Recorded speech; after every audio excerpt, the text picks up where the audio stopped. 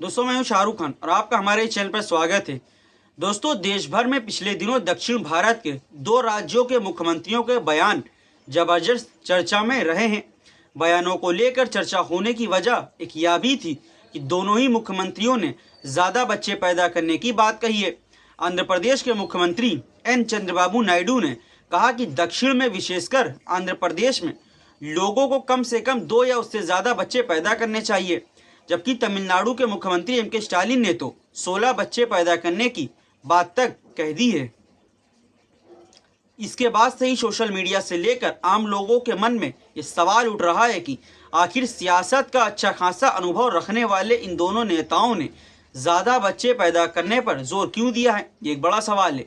यह भी ऐसे वक्त में जब यह कहा जा रहा है कि भारत की आबादी तेजी से बढ़ रही है और हमें जनसंख्या नियंत्रण पर काम करना चाहिए। आपको याद दिलाना होगा कि पिछले कई वर्षों से भारत सरकार हम दो हमारे दो की बात कहती रही है और इसके बीच ही दक्षिण भारत के दो राज्यों के मुख्यमंत्रियों के ज़्यादा बच्चे पैदा करने वाले इस बयान को लेकर निश्चित रूप से लोगों को हैरानी की बात होनी ही थी। दोनों राज्यों के मुख्यमंत्री के बयानों को समझने के लिए हमें फर्टिलिटी रेट सहित कई और अहम बातों पर समझना होगा, जो कि हम इस वीडियो के माध्यम से समझेंगे। दोस्तों भारत में फर्टिलिटी रेट यानी प्रजनन दर लगातार गिरती जा रही है और इस वजह से देश में वृद्धावस्था यानी बुजुर्गों की आबादी बढ़ रही है।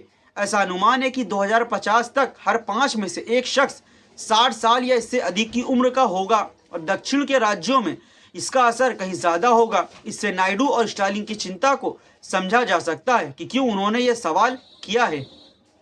क्या कहती है India again report 2023 United Nations population and की ओर से international institute for population sciences यानी IIPS की ओर से तैयार की गई इंडिया अगेन रिपोर्ट 2023 के मुताबिक आंध्र प्रदेश, कर्नाटक, केरल, तमिलनाडु और तेलंगाना में बुजुर्गों की आबादी न केवल उत्तर भारत के राज्यों जैसे बिहार, उत्तर प्रदेश, झारखंड, राजस्थान और मध्य प्रदेश की तुलना में पहले ही से ही ज़्यादा है, बल्कि 2021 और 2036 के बीच यह और अधिक दर से बढ़ेगी। इसे दक्षिण भारत के राज्यों के लिए थोड़ा और ढंग से समझते हैं। वहीं इस रिपोर्ट के मुताबिक केरल की आबादी में बुजुर्गों की हिस्सेदारी 2021 में 16.5% से बढ़कर 2036 में 22.8% हो जाएगी, यानी यह 6% से थोड़ा ज़्यादा बढ़ जाएगी।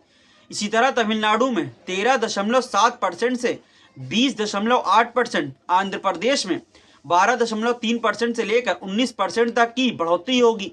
कर्नाटक में बुजुर्गों की आबादी 11.5% से बढ़कर 17.2% हो जाएगी और तेलंगाना में यह 11% से बढ़कर 70.1% हो जाएगी। दूसरी ओर उत्तर भारत में बुजुर्गों की आबादी बढ़ने की रफ्तार दक्षिण भारत के मुकाबले काफ़ी कम है। जैसे बिहार में बुजुर्गों की आबादी 7.7% से बढ़कर 11% हो जाएगी, जो 3.3 की बढ़ोतरी है।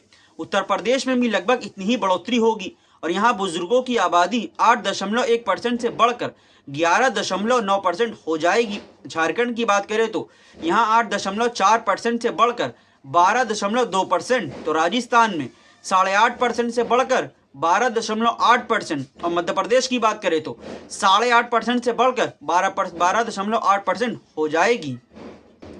अब इसे अगर आप आसान भाषा में समझे तो 15 साल के अंतराल में दक्षिण भारत में बुजुर्गों की आबादी 6 से लेकर 7% तक बढ़ जाएगी, जबकि उत्तर भारत में यह 3 से 4% होगी।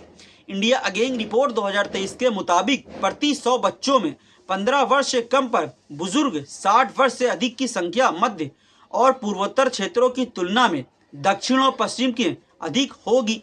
दक्षिणी राज्यों में 2036 तक प्रति 100 बच्चों पर 61.7% बुजुर्ग होंगे।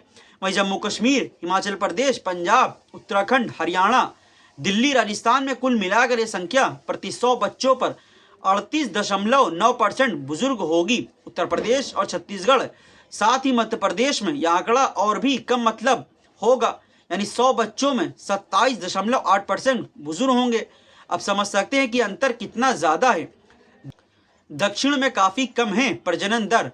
IIPS मुंबई में डेमोग्राफिक्स विभाग ने एसोसिएटेड प्रोफेसर श्रीनिवास गोली ने बताया कि जनगणना के एक हिस्से के रूप में लिए गए सैंपल रजिस्ट्रेशन सिस्टम के मुताबिक आंध्र प्रदेश में प्रजनन दर 1.5% है, कर्नाटक में 1.6, केरल में 1.5, तो तमिलनाडु में 1.5 और तेलंगाना में 1.5 है, जबकि प्रजनन दर के लिए भारत का राष्ट्रीय औसत 2% है। गोली कहते हैं कि भारत में प्रजनन दर बहुत तेजी से कम होती जा रही है। आंकड़ों के मुताबिक किसी भी वयस्क महिला के 6 बच्चों से घटकर 2.1 बच्चे पर आने को फ्रांस में 285 साल लगे, इंग्लैंड को 225 साल लगे, जबकि भारत को इसमें सिर्फ 45 साल लगे। इससे प्रजनन क्षमता में बदलाव को समझा जा सकता है। कोहली कहते हैं कि इस वजह से दक्षिण भारतीय राज्य अमीर होने से पहले बूढ़े हो रहे हैं।